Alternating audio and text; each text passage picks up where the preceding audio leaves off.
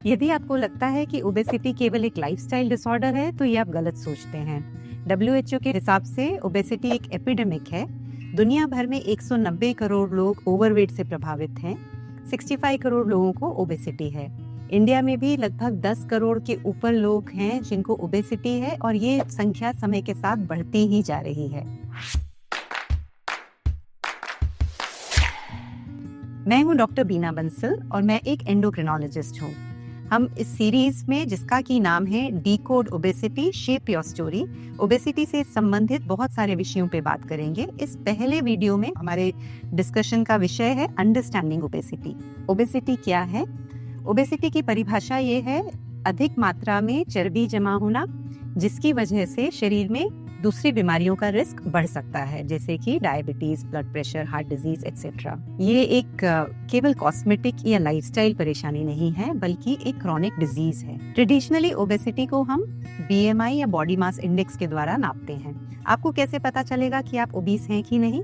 एक सिंपल तरीका है कि अपना वजन और अपनी लंबाई नापिए और फिर एक कैलकुलेशन है weight in kg divided by height in metre square. अगर ये संख्या 25 के ऊपर है तो हम ट्रेडिशनली इसको ओवरवेट और 30 के ऊपर हम इसको ओबेसिटी कहते थे।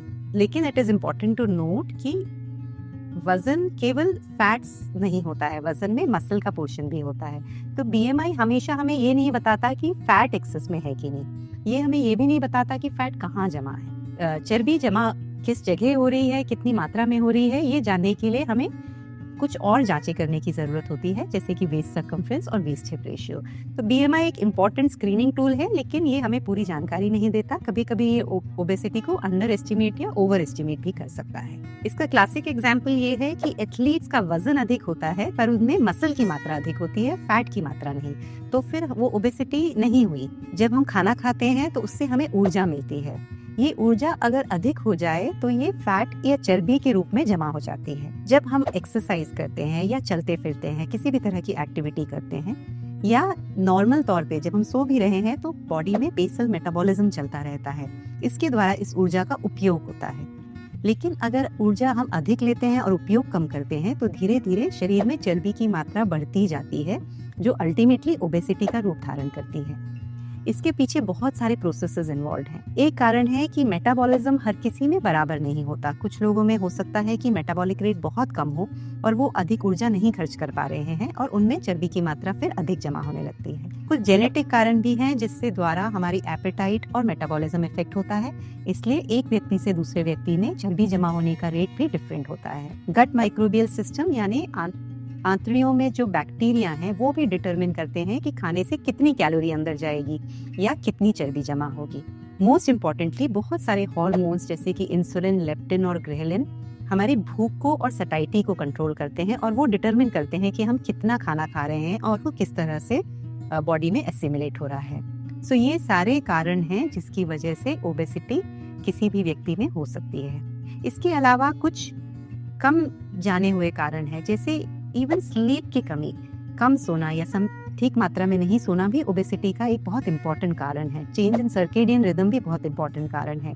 स्ट्रेस, जिसकी वजह से कुछ हार्मोन्स चेंजेस होते हैं जैसे कि कॉर्टिसोल का लेवल बढ़ना, वो भी ओबेसिटी को कंट्रीब्यूट करता है।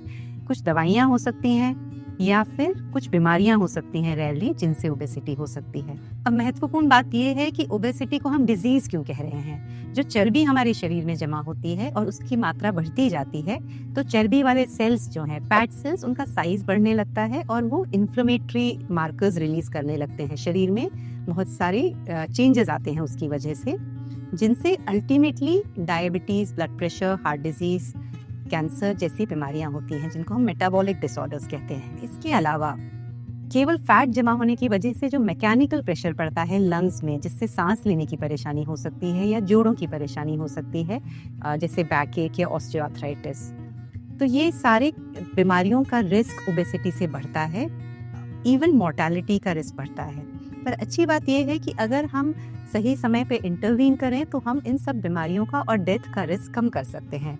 इसी वजह से ये इम्पोर्टेंट है कि ओबेसिटी को एक डिजीज के तौर पे ही ट्रीट किया जाए। एक व्यक्ति जिसको ओबेसिटी है, अगर उससे कहा जाए कि अब वजन घटा लीजिए, तो ये आसान नहीं है, क्योंकि ओबेसिटी केवल खाने पीने और एक्सरसाइज से संबंधित बीमारी नहीं है।